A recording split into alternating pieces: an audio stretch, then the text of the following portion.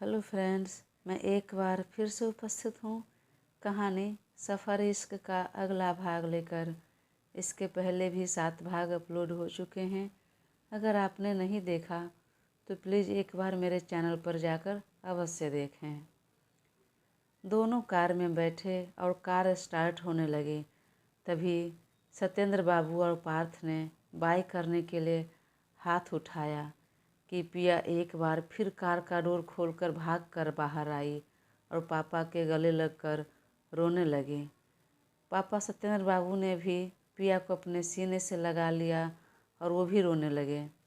फिर बेटी के सिर पर हाथ रख सहलाते हुए कहा, बेटा, मुझे पूरा विश्वास है कि तुम इस रिश्ते को संभाल लोगे, लेकिन फिर भी एक पिता होने के नाते कहूँगा कि अच्छे से रहना बेटा, संभाल लेना सब।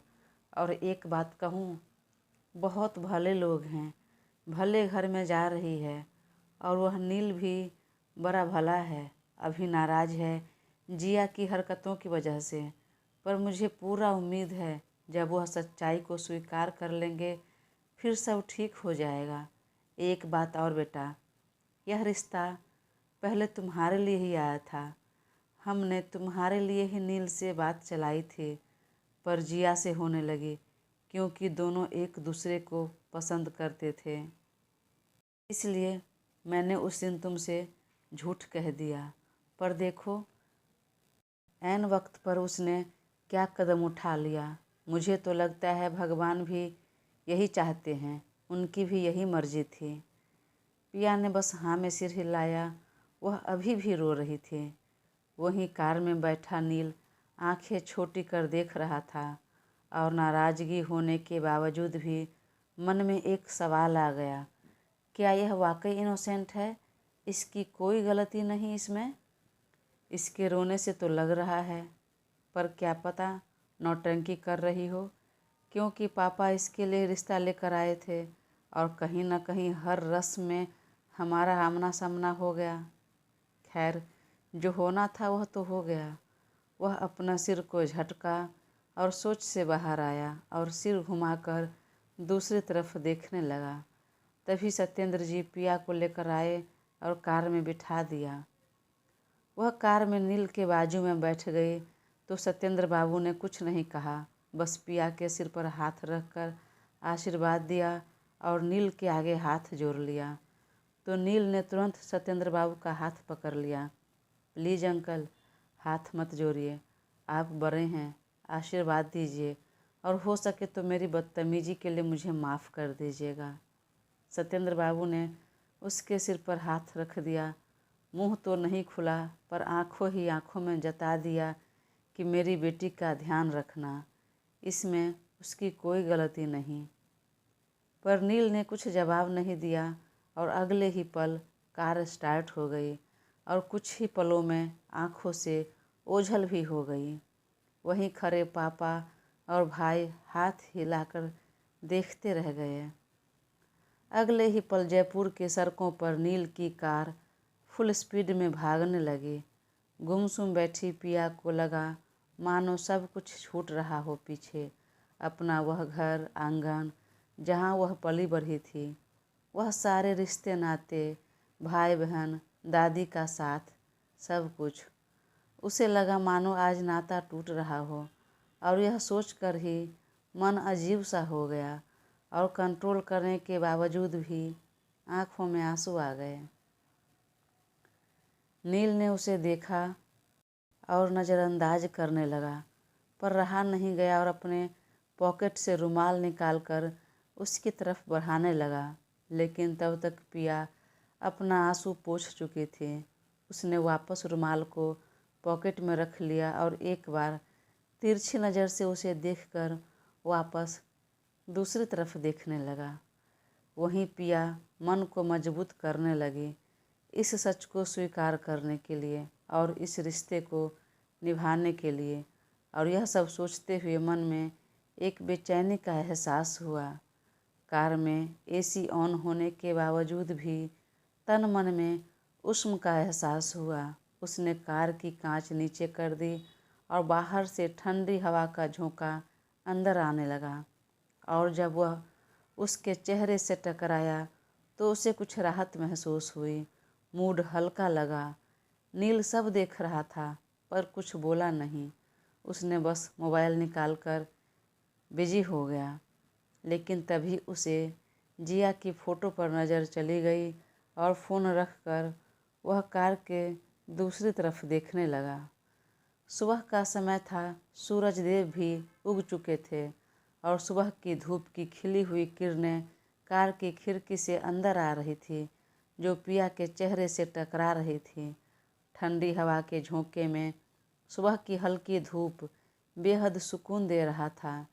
पिछले 2 हफ्तों से घर के काम करके और रात भर हुए तमाशा और रोने धोने में जो थकान हुई थी, वह सब अब आँखों में दिखने लगा। और जब वह शांत हुई तो धीरे धीरे आँखें भी बंद होने लगीं और कुछ ही मिनट में वह सीट से सिर टिकाकर गहरी नींद में सो गई। काफ़ी देर बाद जब नील ने पिया की तरफ देखा तो वह गहरी नींद में सो चुकी थी। नील ने उसे एक झलक देखा और नज़र फेरने लगा, पर वह फेर नहीं सका और वापस उस पर नज़र ठहर गई।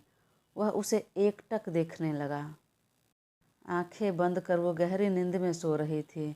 धूप सीधे उसके चेहरे पर पड़ रही थी, जिससे उसका गोरा रंग और निखर रहा था।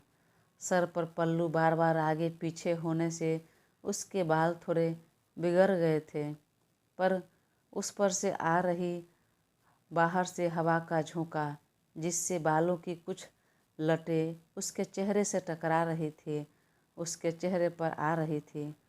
वह बेहद मासूम और खूबसूरत दिख रही थी। अब नील अपने हाथ पर ठुड्डी टिकाकर उसे ऐसे देखने लगा मानो स्कैन कर रहा हो।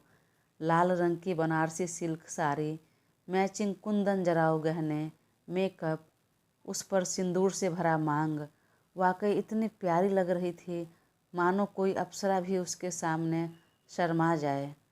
सच्चाई तो न जाने क्या है, पर वाकई दिखती तो बेहद मासूम है, नील ने मन ही मन कहा। तभी वह नींद में ही कसमसाई और उसका सिर दाएं बाएं लुढ़कने लगा। नील के जी में आया कि सिर के पीछे अपनी बाँह लगा दूं, पर उसने ऐसा नहीं किया। तभी वो एक बार आगे की तरफ झुकी तो अगली सीट से टकराने लगी, लेकिन उससे पहले ही नील ने अपना हाथ टिका दिया और उसका सिर उसके हाथ पर जाकर टिक गया। वह इतनी गहरी नींद में थी कि पता नहीं चला। वह कुछ देर तक यूं ही सोती रही तो नील ने भी अपना हाथ नहीं हटाया। उसे लगा वह खुद पीछे हट जाएगी, सिर पीछे कर लेगी, लेकिन काफ़ी देर तक जब यूं ही रह गई तो उसने हौले से उसे सीट पर पीछे सिर टिका दिया और उसके सिर के नीचे अपनी बाँह रख दी। अब पिया नील के बाँह पर निश्चिंत होकर सो रही थी। चेहरे पर हल्की उदासी थी, लेकिन फिर भी बहुत प्यारी दिख रही थी। कुछ देर की सफ़र के बाद दोनों की कार अग्निहोत्री पैलेस के मेन दरवाजे पर थी। वहाँ उपस्थित गार्ड ने भागकर दूल्हा दुल्हन के आने की सूचना दी। माँ, भाभी और बहन पहले घर आ चुकी थी ताकि नई दुल्हन का स्वागत कर सके, रस्में कर सके। जब गार्ड ने कहा तो माँ, भाभी, कोमल और बहन सब नई बहू को उतारने के लिए बाहर निकले, लेकिन पिया अभी भी नींद में ही थी। तो नील ने मन ही मन कहा, ओह गॉड, यह तो कुंभकर्ण की फीमेल वर्जन लग रही है। कितना सो रही है और अब भी आँख नहीं खुली। क्या करूं, कैसे जगाऊं? माँ आ रही है रस्म करने के लिए। वह उसे झकझोर कर उठाने लगा, लेकिन तभी नील ने ड्राइवर को बोलकर जोर से हॉर्न बजाने को कहा और ड्राइवर ने हॉर्न जोर से बजा दिया तो पिया की नींद झटके में खुली और सकपकाते हुए वह सीधा होकर बैठने लगे। और जब तक उसे पता चलता उससे पहले ही नील अपनी बाँह खींच ली और सामान्य होकर बैठ गया। वहीं कार की तेज हॉर्न सुनकर माँ ने कहा, आ रही हूँ बेटा, समझ गई, तुम दोनों आ गए हो।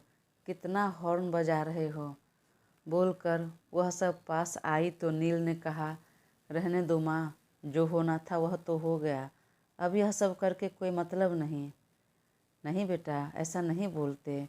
जब पूरी रस्में हो गई तो एक दो रस्में और कर लो, फिर आना अंदर। और उन्होंने तुरंत कोमल की तरफ इशारा किया तो जल से भरा कलश ले आई।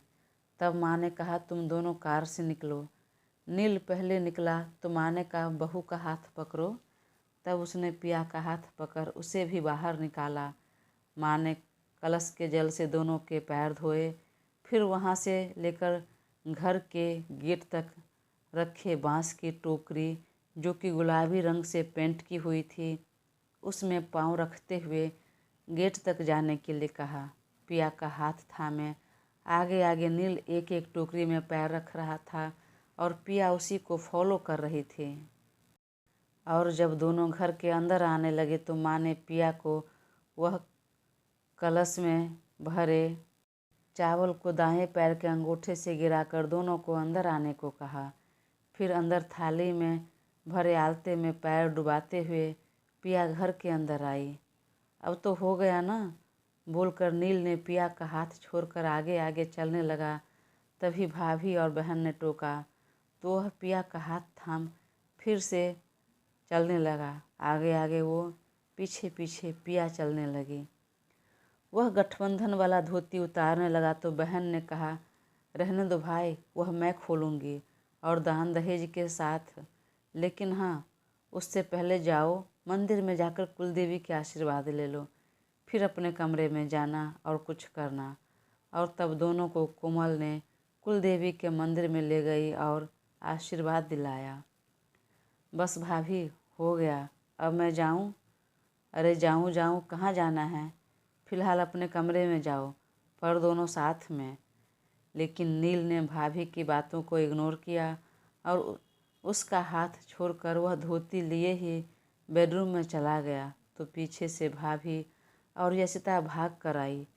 पिया बाहर खड़ी रह गई तो कोमल ने उसका हाथ पकड़ अंदर लाई। अंदर आओ, बाहर क्यों खड़ी हो? यशिता ने कहा, भाई भाई ऐसे मत उतारना, गठबंधन मुझे खोलने दो, यह रस्म होता है। उसने गठबंधन खोला और बदले में नेग मांगने लगी तो माँ ने इशारा कर दिया बाहर से कि उसका मूड ठीक नहीं है, जाने दो। लेकिन तब तक नील ने अपने वॉलेट से एक कार्ड निकाल कर बोला, दीदी जो चाहिए आप शॉपिंग कर लो। पर बहन ने अपना हाथ आगे कर नील के पॉकेट में कार्ड डाल दिया और कहा, मुझे यह नहीं चाहिए भाई। तो क्या चाहिए दीदी, आपको बोलिए ना। बस यही कि मैं चाहती हूँ तुम्हारा और भाभी का संसार अच्छे से बस जाए, तुम दोनों अच्छे से रहो, यही मेरा नेग होगा, मुझे सब कुछ मिल जाएगा। बस यही नहीं होगा दीदी, उसने मन में बोला। अब तो हो गया ना, अब मैं फ्रेश होने जाऊँ? हाँ हाँ, हो जाओ, मैं तब तक तुम दोनों के लिए नाश्ता भिजवाती हूँ। और पिया तुम भी चेंज कर लो, बोलकर दोनों ननद भाभी कमरे से बाहर निकल गई। लेकिन कोमल ने पलट कर देखा कि दरवाज़ा खुला ही है, अंदर से बंद नहीं हुआ, तो उसने बाहर से ही दरवाज़ा बंद कर दिया। यह देखकर पिया सकपका गई, वह अब तक यूं ही खड़ी थी। नील ने टॉवल लिया और बाथरूम में फ्रेश होने जाने लगा तो देखा पिया अभी भी वहीं खड़ी है। एक्सक्यूज़ मी, आप खड़ी क्यों हैं, बैठ जाइए। पिया ने दाएं बाएं देखा और वहीं रखे सोफे पर जाकर बैठ गई। तो नील ने एक बार फिर पूछा, आपको फ्रेश होना है? उसने ज़रा धीरे पर रूखे शब्दों में कहा। पिया ने कुछ जवाब नहीं दिया। थोड़ी सी घबराहट उसके चेहरे पर आ गई तो नील ने फिर कहा, अगर आपको फ्रेश होना है तो जाइए, पहले आप ही फ्रेश हो जाइए, मैं बाद में हो जाऊंगा। लेकिन उसका बैग अब तक आया नहीं था तो वह कुछ नहीं बोली। तो नील ने डोर खोला और भाभी को आवाज़ लगाई, भाभी भाभी, कोमल भाभी। वह भाग कर आई। हाँ क्या हुआ छोटे? भाभी बैग भिजवा दीजिए, वह भी फ्रेश होगी शायद। हाँ अभी भिजवाती हूँ। और तभी पिया का कपड़ों से भरा 2 बैग लेकर आई। नील, लो ये पिया का बैग है, कोमल कमरे के अंदर आते हुए बोली। नील अब तक बालकनी में चला गया था। भाभी की आवाज़ सुनकर वह कमरे में आया तो पिया ने फिर जरा सिर झुका लिया। आपका कपड़ा आ गया तो जाइए, पहले आप फ्रेश हो जाइए। तो पिया ने बस हाँ में सिर हिला दिया। अरे तुम ऐसे सिर क्यों हिला रही हो? ज़ोर से बोलो, अच्छे से बोलो और बड़ी बहन समझो मुझे। खुद को और कम मत आंकना। तुम मेरी छोटी बहन है। किसी भी चीज़ की ज़रूरत हो तो बेहिचक बोलो। और हाँ, इससे डरने की ज़रूरत नहीं। अगर यह कुछ कहे तो मुझे बोलना, ऐसा कान खींचूंगी ना। वह बेहद दुखी था, लेकिन फिर भी भाभी की बात सुनकर हंस दिया। वहीं पिया भी धीरे से मुस्कुरा उठी। उसकी मुस्कुराहट भी बेहद खूबसूरत थी। ठीक है, तुम दोनों फ्रेश हो जाओ, मैं बाहर का काम देखती हूँ, बोलकर कोमल निकल गई। तो पिया ने बैग खोला, उसमें से अपने कपड़े लिए और फ्रेश होने चली गई। और कुछ देर में वह फ्रेश होकर बाहर निकली। हल्के ऑरेंज कलर की पतली वर्क वाली साड़ी पहने वह बाहर निकली और जब कमरे में नील को नहीं देखा तो इधर उधर नज़र दौड़ाकर कमरे को देखने लगी। काफ़ी बड़ा बेडरूम था। इसमें महंगे पेंटिंग्स और महंगे पर्दे विंडो पर लगे थे। कमरों के बीचे बीच एक शाही बेड लगा हुआ था, बगल में टेबल लैंप। कुल मिलाकर कमरे का लुक बहुत ही राजसी दिख रहा था। तभी नील बालकनी से कमरे में आया और अदिति जो सोफा पर बैठी थी उसे देखकर उस पर नज़रें जाकर ठहर गई। हल्के ऑरेंज कलर की साड़ी में उसका रंग और दमक रहा था, बहुत खूबसूरत लग रही थी। तभी पिया की नज़र उस पर पड़ी, तब वह झटके में उठ खड़ी हुई। आप बैठिए, मैं फ्रेश होने जा रहा हूँ, बोलकर नील बाथरूम में चला गया। और कुछ देर बाद जब फ्रेश होकर बाहर निकला तो क्लोसेट रूम में जाकर रेडी हो गया और फिर बाहर नीचे हॉल में आया तो माँ ने कहा, तुम कहीं जा रहे हो बेटा? हाँ माँ, ऑफिस जा रहा हूँ। पर क्यों? आज ऑफिस जाने की ज़रूरत नहीं। पर क्यों? अब तो सब कुछ हो गया ना, अब यहाँ पर घर पर रहने की क्या ज़रूरत है? वहाँ ऑफिस जाना चाहता था, कम से कम इस सब से दूर हो तो थोड़ी राहत मिले, मन को थोड़ा सुकून शांति मिलता, इसलिए जाना चाह रहा था। अरे बेटा, जब तक पग फेरे की रस्म नहीं हो जाती तब तक तुम कहीं बाहर नहीं जाओगे। पर माँ, इम्पोर्टेंट मीटिंग है और कॉल भी अटेंड करना ज़रूरी है। और मैं कहती हूँ कि जाना ज़रूरी नहीं है, रुको। ठीक है, ऑफिस नहीं जा रहा हूँ, पर कुछ देर में आता हूँ बाहर से, बोलकर उसने अपनी बाइक की चाबी ली और घर से निकल गया। जाना कहीं नहीं था तो यूं ही रोड पर निकल गया और रात वाली सारी बातें दिमाग में घूमने लगी। अब काफ़ी देर बाद घर पर आया तो कोमल ने कहा, छोटे चलो खाना खा लो। हाँ भाभी, लगा दीजिए। और खाना खाकर फिर वह स्टडी रूम में चला गया। लैपटॉप लेकर कुछ काम करने लगा। काम में तो बिल्कुल मन नहीं लग रहा था, लेकिन फिर भी जानबूझकर वो कुछ टाइप कर रहा था, कुछ भी कर रहा था टाइम पास करने के लिए, मन बहलाने के लिए।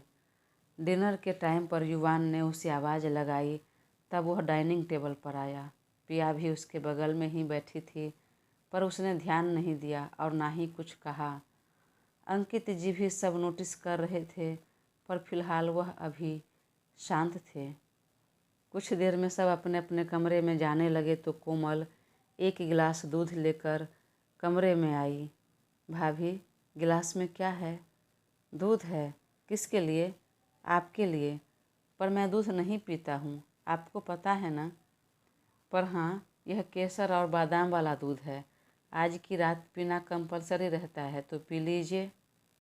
एक पल के लिए तो नील समझा नहीं, लेकिन जब समझ आया तो गिलास भाभी के हाथ में थमाते हुए कहा, यह भाई को दीजिए।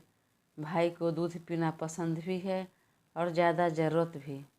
कोमल ने उसका कान खींचते हुए कहा, हमारे शादी को 2 साल हो गए। हाँ तो क्या, 2 साल में रोमांस खत्म? छोटे, चुप करो। भाभी इसे लेकर जाओ ना, इसकी ज़रूरत नहीं है। ठीक है, चलो फिर मैं तुम्हारे भाई को ही दे देती हूँ। ठीक है, दे दीजिए। और हाँ भाभी, एक सजेशन है, नील ने ज़रा सीरियस टोन में बोला। हाँ बोलो। घर के विंडो और दरवाजे प्रॉपर बंद करिएगा। पर क्यों? ताकि आवाज़ बाहर ना आए।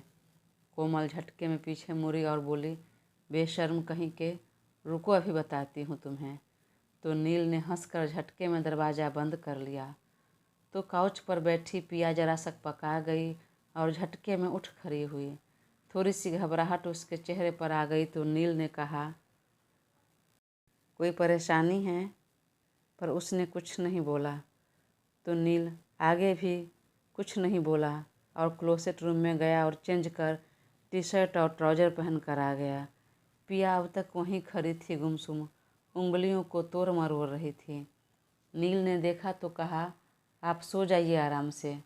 सुनकर पिया की आंखें भरने लगी तो नील ने फिर कहा, घबराने की ज़रूरत नहीं, आप कंफर्टेबल होकर सो सकती हैं। तब पिया काउच पर बैठ गई तो नील ने कहा, वहीं सोना है? जी, मैं यहीं सो जाती हूँ।